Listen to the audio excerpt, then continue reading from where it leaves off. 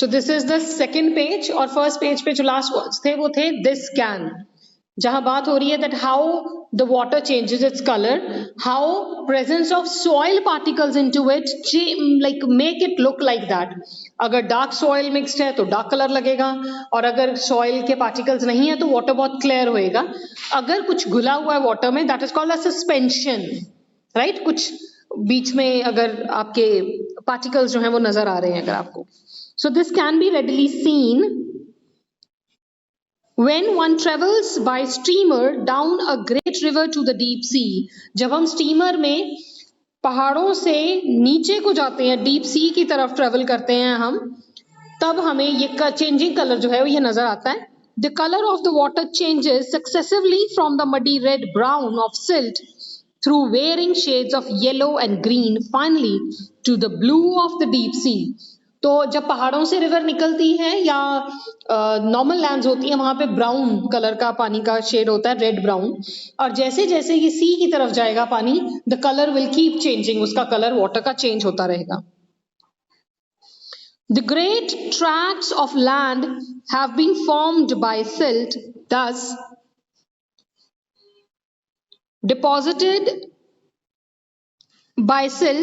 deposited is evident on an examination of the soil in alluvial areas. Alluvial areas वो होते हैं जिन areas में पहाड़ों से आई हुई जो पानी में मिक्स्ड मिट्टी होती है उससे जो बने होते हैं, they are very fertile. Punjab, UP, Pakistan वाला ये सारा एरिया, ये alluvial plains इनको हम कह सकते हैं, फर्टाइल होते हैं बहुत. Such land consisting as it does of finely divided matter is usually very fertile. बहुत फर्टाइल होती है. ये आपने बचपन में ज्योग्राफी में पढ़ा होगा कि कैसे जो पहाड़ों से हल्की ऊपर वाली लेयर उतर के आती है वो कितनी फर्टाइल होती है, और वो जब आके मैदानों में बिछा देते हैं वहां पे खेती होती है.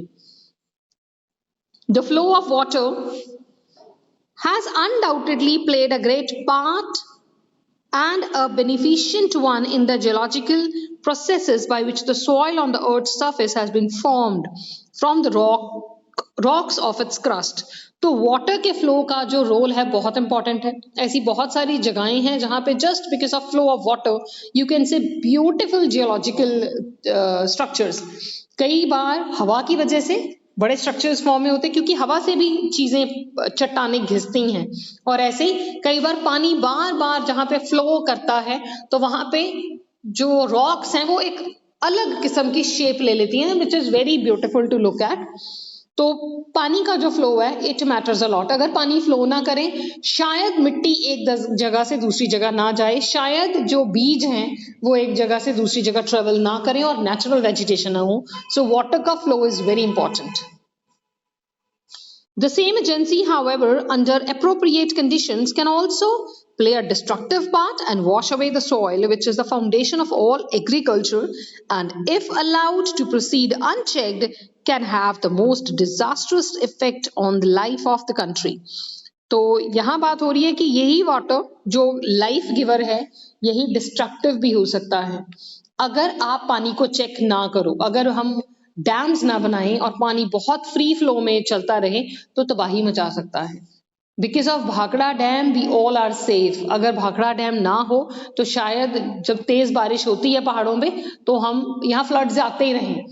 तो ये जरूरी है.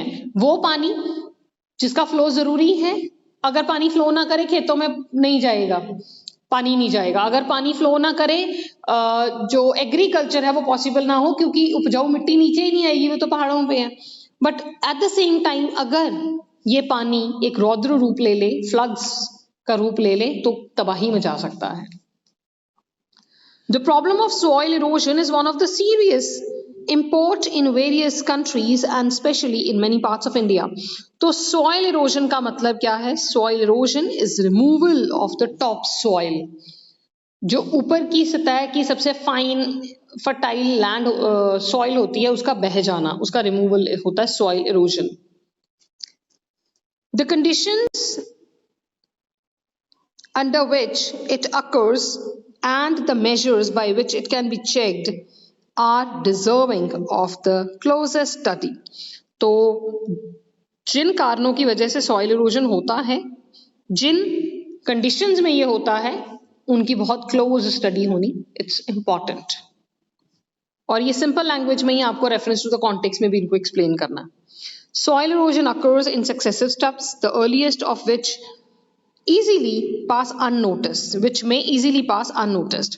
तो soil erosion ये नहीं है कि पानी फेंका और निकल गया हो गया. No, it is in stages. पहले थोड़ा सा होएगा, फिर उसका और इम्पैक्ट. सबसे ज्यादा इम्पैक्ट डालने वाली चीज इसमें है डिफॉरेस्टेशन. जब हम उनको ट्रीज को काट देते हैं या हमने कोई ट्री निकाल दिया, तो जब एक ट्री को आप उखाड़ोगे, उसकी जो लैंड है नीचे जिसने जड़ों को पकड़ा हुआ है, दैट विल बी लूजेंट. वो बहुत ढीली हो जाएगी, लूज हो जाएगी. उसके ऊपर हल्का सा भी पानी मारोगे तो वो मिट्टी को लेके चला जाएगा. ये आप थोड़ा एक्सपेरिमेंट करके देख सकते हैं. आप जमी हुई मिट्टी के ऊपर पानी डालो, वो फ्लो कर जाएगा. और ऐसे ही आप ऐसी मिट्टी पे पानी डालो जो आपने अभी जमीन पे कहीं रखी हो, हैंडफुल ऑफ मिट्टी आप रख के देखो, वो मिट्टी को साथ बहा लेगा. क्यों? क्योंकि वो लूज है. जो टाइट है, फर्मली ग्राउंडेड है, वो मिट्टी नहीं हिलेगी. And this is what CV Raman is trying to tell us. In the later stages, the cutting up and washing away of the earth is only too painfully apparent in the formation of deep gullies and ravines, which make all agriculture impossible. तो simple meaning इसका ये है कि पानी का flow, मान लो पहले यहाँ ट्रीज हैं, ट्रीज नहीं रहे, ट्री निकाल दिया तो ये हल्का हो गया, जो ग्राउंड यहाँ से हमने कच्ची हो गई. अब इसके ऊपर अगर पानी का फ्लो आएगा तो ये सारी की सारी बह जाएगी और यहाँ पे हो सकता है खड्डे पड़ जाएं. गलीज और रिवाइंस का मतलब नीचे खड्डे से पड़ सकते हैं. ये टिपिकल नेम्स हैं फॉर अ पर्टिकुलर स्ट्रक्चर. लेकिन सिंपल समझ के लिए आप ये मान सकते हैं कि जब आप बार बार पानी डाली जाओगे एक जगह पे, तो वहां कई बार देखा आपने जमीन में नीचे से खड्डे हो जाते हैं, धस जाती है. That's what he wants to say here. Sudden bursts of excessively heavy rain resulting in a large run of our surplus water are the principal factors in causing soil erosion. तो सबसे ज्यादा स्लो erosion, soil erosion कब होता है? जब बहुत heavy बारिश पड़ती है, इतनी तेज बारिश कि वो मिट्टी को भी उखाड़ देगी, जमी हुई मिट्टी को, और उसके बाद जो मिट्टी उखड़ गई वो साथ में बह जाएगी पानी के.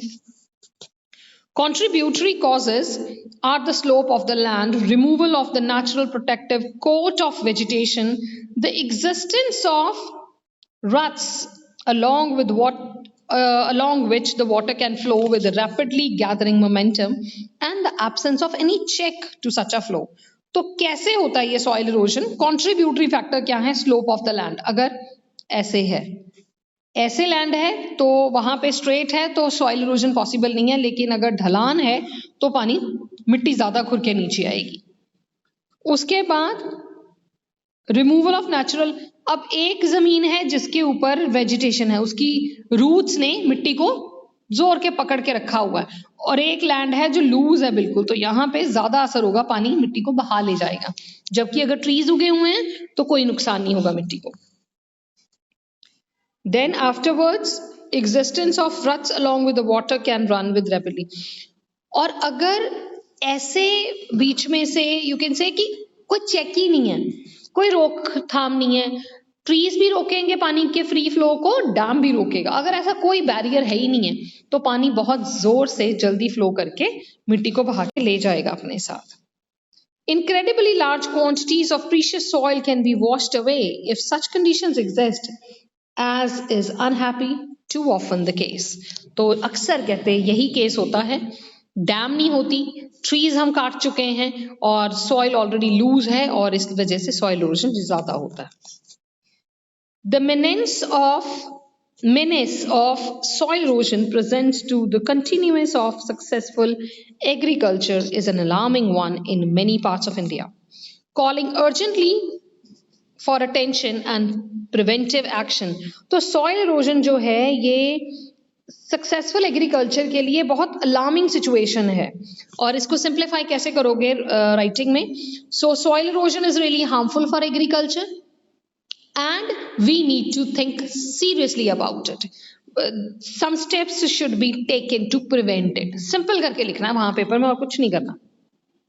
The terracing of land, construction of bunds to check the flow of water, the practice of contour cultivation and the planting of appropriate types of vegetation are amongst the measures that have been suggested. तो जैसे scientific science के chapters पढ़ते थे वैसे ही कि कारण क्या है सॉइल इरोजन के, पहले आगे अब प्रिवेंट कैसे की जा सकती है। टेरेस क्या होता है, टेरेस फार्मिंग बोलते हैं, जैसे अलग अलग वो स्टेप्स बना बना के स्टेप फार्मिंग होगी वो, तो पानी अगर स्ट्रेट स्लोप है तो सीधा नीचे आ जाएगा, और अगर ये बनी हुई है तो पहले यहाँ आएगा फिर यहाँ, उसको टाइम लगेगा और हर एक स्टेप पे वो मिट्टी छोड़ता आएगा। तो फ्री फ्लो की बजाय रोकथाम लगानी है। फिर काउंटरिंग वो होती है आपकी एग्रीकल्चर, उसमें पहाड़ों पे भी कॉन्टूर्स बना के कॉन्टूर्स की तरह फार्मिंग की जा सकती है जिससे पानी का फ्लो रुकता है। और अगर डैम बना दिया या कोई चेक बना दिया, कोई बाढ़ सी बना दी, बीच में फेंस हो अगर पत्थर की या ईंटों की, तब भी पानी का जो फ्री फ्लो है उसको रोका जा सकता है और सॉइल इरोजन को रिड्यूस किया जा सकता है।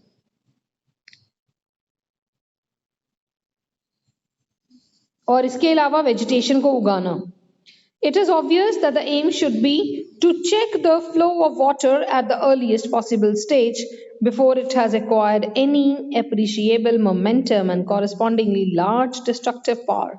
तो इससे पहले कि पानी के ऊपर कोई रोकथाम हो ही ना और वो कुछ ना कुछ नुकसान करके सारा कुछ नीचे ले आए, इट्स बेटर कि रास्ते में चेक्स हों, रास्ते में ऐसी रोकथाम हो कि पानी प्रॉपरली मिट्टी को अपने साथ बहा के ना ले जा पाए। Then again coming back to the basic point that water is very important. तो ऊपर यही बात हुई है कि इससे पहले कि पानी डिस्ट्रक्टिव पावर डिस्ट्रक्टिव रूप ले ले, it's important to check its flow, रोकना। वाटर इज लाइफ, वाटर जो है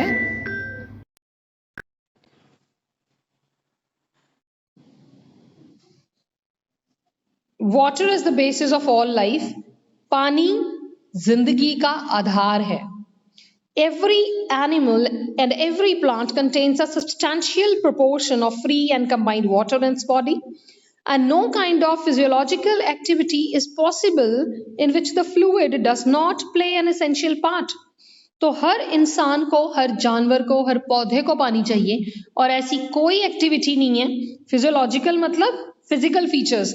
आपने मैप पढ़ा होगा, एक फिजिकल मैप होता है, एक पॉलिटिकल मैप होता है। फिजिकल मैप में पहाड़ और ये सब, तो वहीं से ही याद रखना कोई भी फिजियोलॉजिकल एक्टिविटी पानी के बिना पॉसिबल नहीं है। एक पहाड़ ही रहेगा अगर पानी फ्लो ना करे और उसको कोई और शेप ना दे। तो water is very important. Water is of course necessary for animal life, while moisture in the soil is equally imperative for the life and growth of plants and trees, though the quantity necessarily varies enormously with the species. तो जो पानी की quantity है enormously मतलब hugely, that changes। हमें पानी ज्यादा चाहिए, कुछ एनिमल्स को बहुत ज्यादा पानी पीते हैं, कुछ कम पीते हैं। और similar is with the plants, plants के लिए मॉइस्चर होना ज्यादा जरूरी है, हवा में भी और मिट्टी में भी।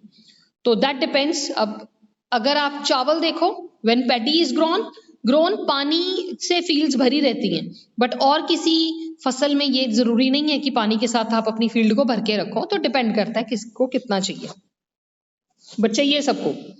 The conservation and utilization of water is thus fundamental for human welfare. From the artesian water, the ultimate source in all cases is rain or snowfall. तो जैसे कल भी बात करी पहले वाले उसमें, रेन फेड टैंक्स होते हैं, तो मेजर जो सोर्स है हमारा पानी का वो रेनफॉल या स्नोफॉल यही है, यहीं से पानी आता है। And is therefore very sensitive to any failure or irregularity of the same. तो अगर बारिश नहीं हुई, पानी नहीं मिलेगा, फिर नुकसान। The problem of soil erosion and of inadequate or irregular rainfall are closely connected with each other. तो उधर से soil erosion और rainfall का irregular होना आपस में जुड़े हुए हैं। It is clear that adoption of techniques preventing soil erosion would also help to conserve and keep water where it is wanted. तो कहते बिल्कुल क्लियर है ये कि अगर हम ये टेक्निक्स अपनाएंगे जिनसे पानी को हम सॉइल के इरोजन को हम रोक पाएं, वो ना बहे जो सॉइल है, हम इससे ये भी प्लान कर सकते हैं कि पानी को कहाँ रखा जाना चाहिए। मतलब हमें काफी हेल्प मिलेगी इससे। इन अदर वर्ड्स, दूसरे शब्दों में अगर कहा जाए तो in the soil and such techniques therefore have serve a double purpose. तो अगर दूसरी तरफ से देखा जाए तो इसके दो फायदे होंगे, हम पानी भी बचा पाएंगे और हम सॉइल इरोजन को भी रोक पाएंगे. पानी का फ्लो अगर हमने रोक दिया तो सॉइल इरोजन भी और पानी भी कहीं काम आ पाएगा वो वाला. So that is all about part 2. Tomorrow we'll go through the next last page of this chapter.